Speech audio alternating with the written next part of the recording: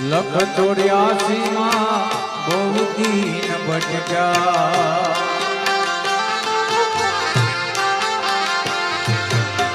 ઘડી ઘડી પશુ અવતારો